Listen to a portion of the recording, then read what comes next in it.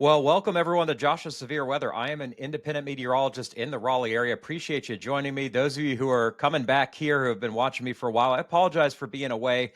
It is a very busy time of year and trying to stay healthy and on the West Coast last week. Great trip, but good to be back here.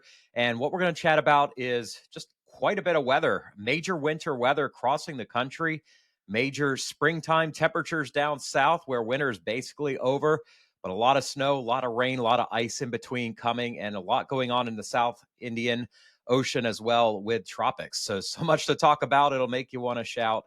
I'm not going to say blippy, but those of you with kids probably know exactly what I'm talking about. But anyway, let's take a look here at what's going on first in the tropics and a couple of storms in the Indian Ocean. This is Vince starting to weaken now over the South Indian Ocean. No threat to land. Another system could be the equivalent of a category hurricane here pretty soon. I believe it's Talia. And that, again, not really a threat to land. But the fact is, it's busy down here in the Indian Ocean. The water's warm. And there are more systems to keep an eye on around the Australian continent as well as near the Philippines and Indonesia. But fortunately, across the northern hemisphere, we are not going to be in tropics season anytime soon. I don't expect that till later in May or June, of course. But we do have very active weather crossing the Pacific Ocean. You can see storm after storm making their way onshore. And with cold air coming down from Canada, this is setting up a very ideal setup for a lot of snow to fall, both in the western U.S., especially in the Rockies, as well as across a good chunk of the central and eastern part of the country. Do want to show you our storm systems here. Here's Vince and losing the eye and getting hit with cooler water. And this is Talia here, and it is picking up a little bit of intensity. But if you do look at the tropics, and I was going to do a video talking about the tropical season, what I expect to happen. Of course, we've got a while before we can get too specific on things. But we are in a weak La Nina right now, not really heading towards a strong La Nina, kind of more on the neutral side. That does favor what could be a more active season. But I also like to look at what potentially can happen once a storm forms. Last year we saw it. We did not really go into a La Nina, but we had very warm water. And you can see over the last week, the Gulf of Mexico is definitely heating up with respect to average. The anomaly has gone up 5 degrees Celsius around the Louisiana, Mississippi shore. So these warmer waters of the Gulf helped contribute to that record-breaking snowstorm just a few weeks ago last month. And now it's going to be contributing to more rainfall and warmer temperatures as well. And you can see the Atlantic basin, with the exception of the near shore of the Atlantic, is above average. The Gulf of Mexico is quite a bit above average. And this is of concern, of course, as we head towards the hurricane season. As you see, there's going to be a lot of fuel in place. Right now, though, there's a lot more that goes into a forecast than just how warm the water is. We need to have favorable lower wind shear, weaker trades, and no sinking air coming off of Africa. And it was a struggle last season to have all of those come together at once. So we did have that quiet stretch, but this season certainly could be a pretty significant one as well if this trend keeps up. So let's take a look at where we are temperature-wise so far this month. Quite a bit different than last month, which was our coldest as a country since 1988. Now you can see much of the South and the Southwest remain above average for the first 9 to 10 days of the month, but there has been cold air lurking over Western Canada, the Northwest, and the Northern Plains. New England's been chilly as well. And you can see current temperatures this afternoon are quite cold from Montana into the Dakotas and Minnesota. We are below zero again. Northern New England is chilly as well, teens and 20s, and much cooler today in the Carolinas than it was yesterday. We have 40s all the way down to Myrtle Beach, where it was in the 70s yesterday. But if we get a little bit farther south, you can see where our boundary lines up here along the Gulf region, where temperatures are still well into the 80s in South Texas and in the low to mid 80s across Florida, 80 in Albany, Georgia as well. So it's a tug of war here between much colder air to the north and much warmer air over the Gulf in those areas. And over the next couple of weeks, we are going to see this boundary shift up and down, but it's also going to set up a very busy lane, a lot of traffic of storms coming across this boundary here. And right now, the next storm that we're tracking is heading towards the mid-Atlantic region and the mid-South. You can see a big trough bringing moisture onshore from the Pacific, pulling Gulf moisture northward into the deep South. And that storm system will run up and over a colder air mass, setting up a pretty significant winter storm for portions of Kentucky, West Virginia, Virginia, Maryland, and Delaware over the next couple of days. And unfortunately, also very heavy rains on the warm side of this system and in places that are still cleaning up from Hurricane Helene back in last fall. This is going to be our biggest, wettest week that we've had since that past October storm in places that are still obviously reeling from that system. We're going to talk about where our threats are currently. You can see in pink winter storm warnings for our first storm from northern Kentucky into southern Ohio, much of West Virginia, much of western, central, and northern parts of Virginia, and southern Maryland, including the DMV region. We will see this extended east, likely into Richmond, likely towards the northern neck, the middle neck, and probably even the peninsula, and then to the eastern shore and the Delmarva Peninsula as well. And it could get as far north as the Philadelphia area over time. That is the first storm system. There's one right behind it, though, that is going to bring bad weather as we head later into tomorrow and into Wednesday across the center of the country and up into the Great Lakes.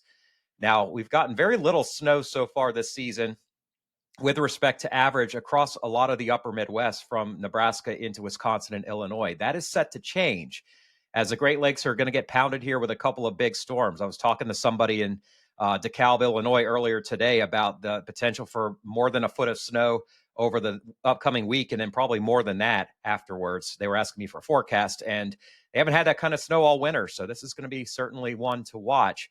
And behind it, another system will be taking shape as we get to the end of the week. On the warm side, flooding is going to be a problem. You could see in green north of Atlanta through East Tennessee and southern Kentucky. We do have flash flood watches, and these will likely extend into western North Carolina, maybe upstate South Carolina as the next couple of days wear on here. We do have winter storm impacts. You can see the areas in orange will have significant impacts. Much of Virginia, southern and central Maryland, over to the Delmarva, South Jersey, and also the Philly area, Chicagoland, Milwaukee, down through much of northern and central portions of Missouri, KC, into Kansas as well. And obviously the areas that are used to getting heavy snow, we'll see them again across the Sierra Nevada and the Cascades. And even just outside of Seattle and Portland, we will have some winter weather impacts. Looking ahead, you can see that there's quite a block of high pressure across the North Pole, meaning that the Arctic Oscillation has become negative, and it's actually going to get more negative, allowing that colder air to settle down into North America here. And it's going to get blocked around for a while. So we are going to see that cold stretch continuing through most of February with some improvement, if you want to call it that, towards the end of the month. This is not guaranteed cold weather all the way down to Mexico and Florida and Texas. It does mean there'll be shots of cold coming down, but persistent cold is going to be more locked into the northern portion of the country. If you look at the EPO, you will see here, just a second while I load that, it's negative now, but it does head towards positive, meaning we are going to continue that active storm track moving across the Pacific. The WPO as well is negative, which allows cold air to come down into the western and central United States. The NAO is also negative. That's allowing for this unsettled setup here across the central and eastern part of the country. Rather than storms cutting north and out quickly, they are going to mull around and produce some pretty significant amounts of winter weather. And the PNA is negative right now, but does trend towards positive. And what this means is the cold is locked into the north, not so much the southeast for the next 10 days, but there's a chance that it will get colder for the second portion of February for the southeast and the Gulf region as well. There's shots of cold coming in now, of course, but no persistent cold. A lot of back and forth. For example, where I live in Raleigh here, it was 70 and sunny yesterday, 40 and drizzling this morning, 30s tomorrow, back to 60s and 70s at the end of the week. So if you like roller coasters, this is definitely the weather pattern you want to see. Now, here is the upper level pattern. And I want you to notice a couple of things. This is the first thing I want you to notice. This is the North Pole and the Arctic Ocean. And you can see a big block setting up here by the middle of this week. That keeps the cold air from retreating north and allows it to get shoved farther south into the United States, especially in the western and central U.S. That block sticks around right through the weekend and beyond into next week. So storms are going to have to go underneath it. And that means we're going to see a lot of a battleground here from the Pacific states across the southeast, and then storms cutting up to the northeast. And until the block leaves, which looks like it's not going to do that for at least another week and a half, we are likely to see a storm after storm pounding much of the country here. Eventually, we warm up here later in the month of February. That may be temporary. You can see there's more cold lurking near Alaska, where it's been a warm and wet winter compared to last year, where it was cold and snowy. Quite a shock, I'm sure, to those folks up there. But you can see the cold in play here. And it is, again, back and forth over the Gulf region here right through the upcoming week. And then we do see a shot of cold coming down here at the end of the month, and then it retreats northward. And then the chill continues into March. So even though we had a warm December and a very cold January, now we're kind of back to a milder February. There's a shot at more cold coming here later February into March. But the certainty level on the details of how this will play out right now is not very high. I've seen a lot of differences between the models. So what I show you today here is just a very generalized outlook. You'll see eventually, as we get into the spring season, things should rebound, although the West could stay chilly beyond. Here's a look at the extended control. And you can see the first big shot of cold comes down into Texas and the southern plains for the end of this week. It does try to spread east, and it does get colder in the southeast here next week and beyond after President's Day and into Mardi Gras as well. But then it does begin to turn warmer again for the first full week of March. Certainly by the 15th of March, it'll be warmer again, according to this model. So we go from what's very warm right now to seasonably cool here next week to colder the following week to still chilly at the beginning of March to warming back up for the first, second, third full weeks of March to what could be a blowtorch pattern here as we get into March Madness and getting closer to the Masters tournament, Easter, spring break trips for a lot of you. So come back here later as I will have more of a handle on this right now. You can tell with these kind of forecast things do change quite a bit, but right now that's where things are going to stand. Now, rainfall, we do need some more rain for sure in parts of the South, but this is a lot, and it's going to get pretty wet here pretty quickly here as you see our active storm track. And unfortunately, that wetness continues into next week and the following. This is going to mean the potential for significant winter storms on the northern side of this, and it's going to mean potential for heavy rain and even severe weather on the southern portion of this. We do need the rain, yes, but this could be a little bit much here, especially over the next 7 days. You can see the pattern stays wet right into March. And aside from Texas and the southern plains and the Southwest, where we could certainly use the rain, we don't really get that much. The Northwest will be wet, the Northeast will be wet, and we'll likely see active weather across the Mid-South into parts of the Southeast. So let's take a look at the shorter term first. This is the NAM model from earlier today. You see our storm is going to break out tonight with frozen precipitation in pink, and I'm going to zoom in a moment for you all to see that. That storm comes up from the Tennessee Valley, heavy rain across parts of the Southeast away from the Gulf Coast. Heavy snow and heavy ice over parts of Virginia, northwestern North Carolina, West Virginia, Kentucky. And then eventually that storm does move offshore here by Wednesday morning. The next one is right behind it, though. We can barely catch our breath as it's snowing from Denver into Iowa and Missouri. There'll be ice across Oklahoma, Missouri, maybe northern Arkansas, and a lot of rain and maybe even a little bit of severe weather across parts of the Gulf states here into the deep south as well. I guess those two are the same, to be honest. That storm system will come farther north. So areas that are going to get heavy snow here tomorrow may start out as some frozen precipitation, but will go over to rain Wednesday afternoon, Wednesday night. And the storm track shifts north, hitting the Great Lakes with the heaviest area of snow. Now, I want to zoom in and show you all kind of region by region what this looks like. We're going to begin in the Northeast. Let's roll this back here a little bit. You can see quiet weather tonight. Tomorrow, we start to see snow breaking out across Kentucky before daybreak. It'll be snowing in Virginia. And the concern here is where the heaviest snow sets up. It seems like that's always a concern, right? Well, you can see here, the area of heaviest precipitation is very close to the line between sleet and freezing rain and snow. It's very possible it could be a heavy ice event, not nearly as much snow if this little line here in Virginia shifts north. The GFS yesterday had this line farther south of Richmond. Now it's a little bit north of Richmond. But somebody in here does have the potential for a significant storm that could shut things down for days. We're going to take a closer look at what each model is showing, but you can see how things are rolling across here. And ice, unfortunately, in northwestern North Carolina, the south side of Virginia here as well will be a problem. There could even be rain mixing in close to Charleston, West Virginia, right down 77. But just north of that rain snow line, it's going to be snowing very hard. So not a very simple forecast, unfortunately, because of where everything kind of converges here. But you can see this is going to be a nasty one here. Now, the next system, and I'm going to zoom you west here in a minute. The next system is a warmer system. And so we're talking rain up to places like Pittsburgh, potentially, and Wheeling, and up to Columbus, Ohio. Frozen precipitation up to maybe as far north as Toledo and Cleveland. and snow across Michigan and northern Indiana, but primarily going over to rain here Wednesday afternoon. But here's the problem. We just don't have any real time here to clean up between the two systems. We go from one to the next. So that's the NAM model. I do want to show you here the GFS model from earlier, and I don't have the 18Z to show you just yet. And you can see it's a little bit farther south with a heavy snow band, very close to Richmond and Charleston, or Charlottesville, sorry. Well, yeah, Charleston, West Virginia as well, and Harrisonburg and those areas here. Ice around Roanoke and Lynchburg, and maybe all the way to the border counties of North Carolina. Heavy snow as well across southern Maryland, the southern Chesapeake Bay, but rain over the eastern shore of Virginia here. May start out briefly as some snow, but goes over quickly here. And I'm going to show you some amounts in a little bit. The next system, though, you can see it's cutting all the way up to Cincinnati and bringing warm air all the way up close to Lake Erie. So it will be snowing in the Great Lakes region, but shifting over to ice and then rain in northeast Ohio, southwestern New York, northwestern and western PA. East of the Allegheny Ridge here, it's going to still be snow before a switch over to ice and eventually some rain. And that's not it. We've got another big one coming in over the weekend, a big rainmaker, unfortunately.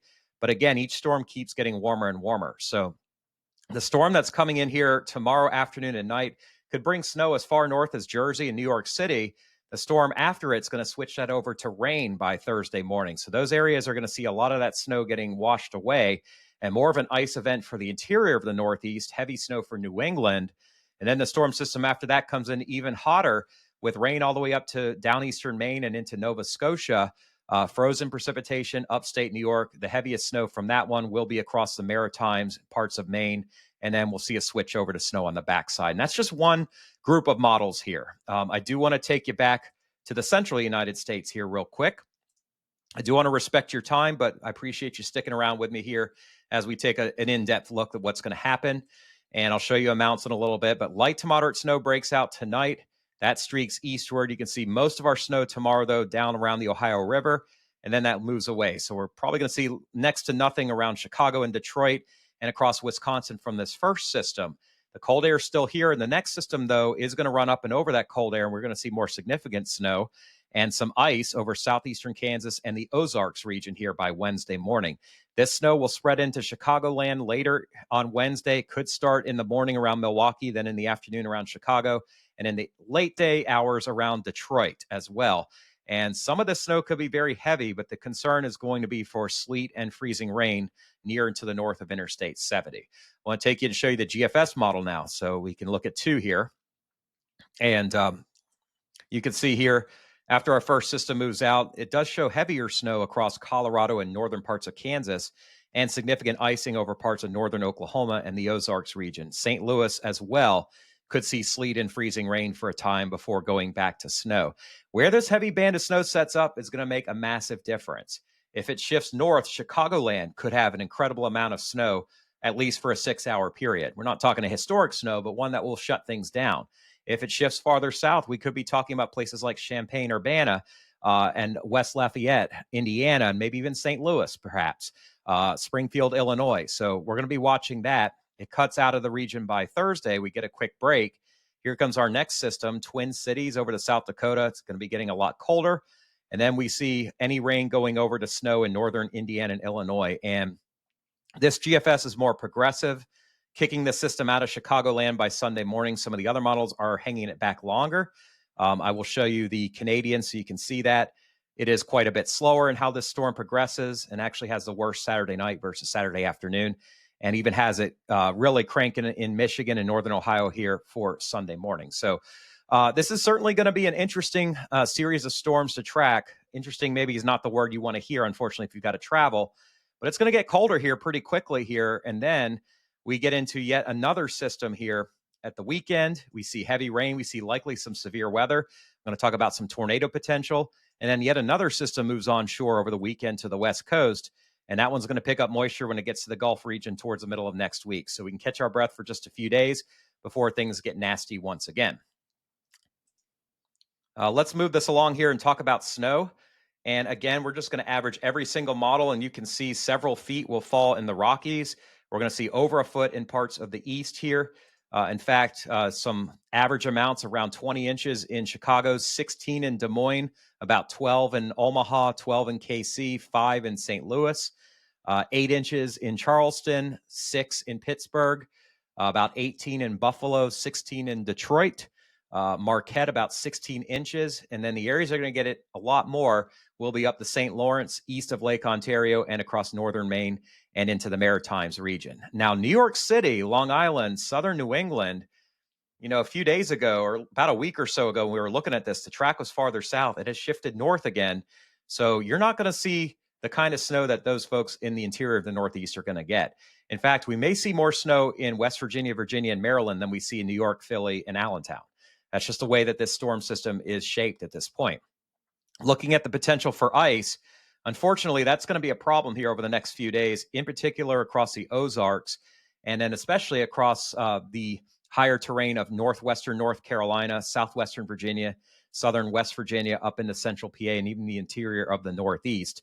And as we zoom in a little bit closer, we can take a look at where the amounts could be highest around Roanoke and Salem, Virginia, maybe over to West Jefferson and Todd, North Carolina, maybe up to Clearfield, Pennsylvania, back in the Ozarks as well. And I do want to show you the southern plains here because unfortunately, parts of North Texas, Oklahoma, and Kansas could see a little bit of ice here as well in the coming days. Rainfall is going to be heavy. We've talked about that. There's a big upside to how this can play out. In fact, as we zoom into the southeast real quick, you can see over the next 10 days, the potential exists for more than 6 inches of rain centered on Tennessee. There'll be severe weather on the southern portion of this as well. But if you're in Florida, you're not going to get a whole lot of rain outside of the western panhandle. Here's a look at snow over the next 24 hours, and you can see a band of up to a foot or even more near Lexington, Virginia, Buena Vista, maybe Charlottesville, over to Orange County, and just north of Richmond. Now, a couple days ago, this band was farther south. It's starting to lift north again, so we may see a northward trend. This is just one model here, the GFS. I'm going to show you a couple of others just so everybody has an idea of what we're looking at. You can see the European is farther north with this, not quite as intense, but it does have snow in some of the same spots as you might imagine. Here is a look at the NAM model, which is more of a finer resolution, and it's got a lot less around Richmond. In fact, it's only showing a couple of inches around Richmond, but when you get 2 counties north up towards Stafford County and Spotsylvania County, showing 7 to 10 inches, and west of D.C., potentially up to a foot around Wintergreen, which would certainly be needed. It's also got some of this snow coming up to New York City as well. So that is the first storm. Let's take you west to take a look at the next one real fast before we wrap this up. And I'm going to move us very quickly into the Midwest here so that you all can see what's coming. And here's the next storm system Wednesday night and Thursday, potentially putting down a foot or more of snow in some areas of Missouri, Illinois. This track a little bit farther north than the one we saw about a month or so ago, and this is going to get Detroit and Chicago with a more substantial snow. This one will mainly be Wednesday into Thursday. Then we get a bit of a lull, and then we're watching the one over the weekend, which has some pretty decent potential as well. The GFS model says, in general, 3 to 6 inches around the lower Great Lakes.